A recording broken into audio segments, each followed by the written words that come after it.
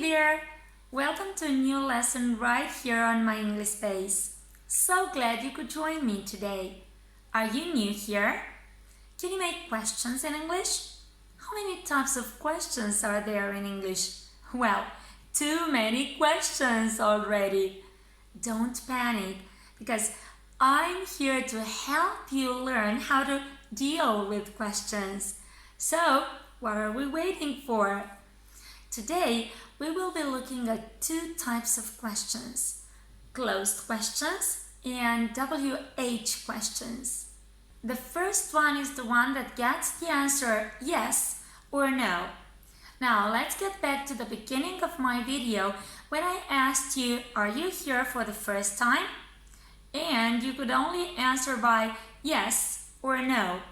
Yes, I am, or no, I'm not. Other such questions might be, is she your sister? Are they cousins? Can she dance? Have you got a phone? Here's the rule to making questions with these three important verbs, be, have, and can. So, instead of saying, she is your sister, just change places between the verb to be and the pronoun. So instead of saying she is, say is she, swap the two.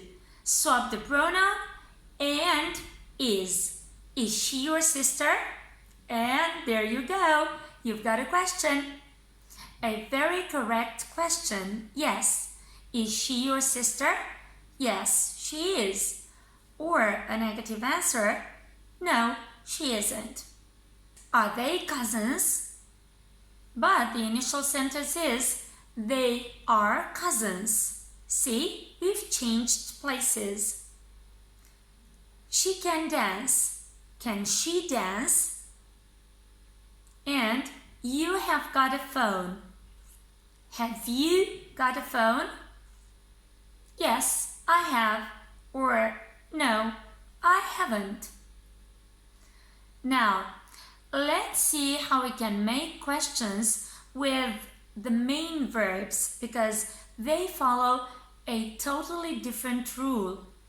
In their case, we will have to use some helping verbs or auxiliary verbs. That's how they're also called. So, in the case of the main verbs, we use these helping verbs to make questions. They're do and does for the present, to ask about the present, did to ask about the past, and will to ask about the future. Do you eat fresh veggies? Yes, I do. So for answers, make sure you use the words, the subject and the helping verb in their usual word order. Yes, I, the subject, and do, the helping verb. Does he take a nap in the afternoon? No, he doesn't. And the intonation is falling. No, he doesn't. Good. For the negative answer, make sure you use the short form, does not. Don't say, no, he does not, because that doesn't sound natural. Say, no, he doesn't. Good, so the same usual word order. No, and then the subject and the negative of the helping verb. Did they meet long ago? Yes, they did. So again, repeat the subject, they, and the auxiliary verb. Will you drive her to the station?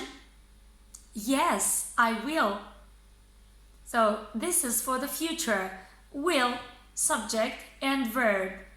Anyway, you can still make the inversion if you have a compound tense, like in, are you staying with your aunt? So, are you staying? Here's a present continuous tense, which is made up of the verb to be and the verb in ing. And that's why you need to swap, the subject and the verb to be. Are you? but staying remains in its place. Usually, you would have said, you are staying with your aunt.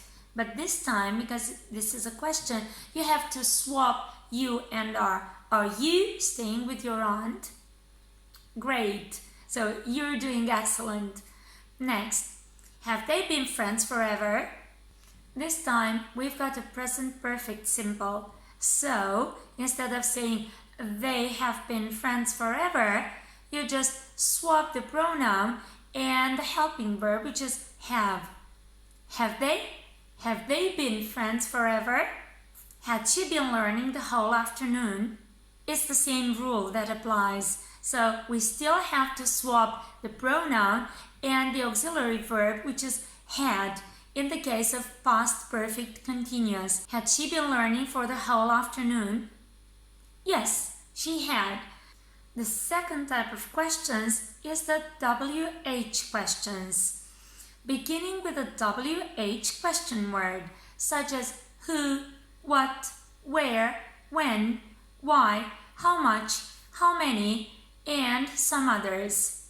Now, let's take some examples. Who is your best friend? What is your lucky number? What color eyes has she got? Where do you live? Why are you upset? Now, if you look closely, you'll notice that both inversion and auxiliary verbs are accepted with this type of questions. What color eyes has she got? Yeah, so inversion in this question. Or who is your best friend? Or where do you live? So do. Yeah, the use of the helping verb to help me make the question. Now, in the case of these questions, you'll get a different answer each time, varying from person to person, of course, because you'll just have to say something that is true for yourself, yeah? You will have to give a fact, yeah? Either a name, a number, the color of someone's hair or eyes, yeah? So some factual information. Good, so let's take some examples. When you ask someone, what color eyes have you got? He will have to answer, I have brown eyes, yeah? So no yes or no answers, not anymore. Or, why are you upset? Because I'm tired.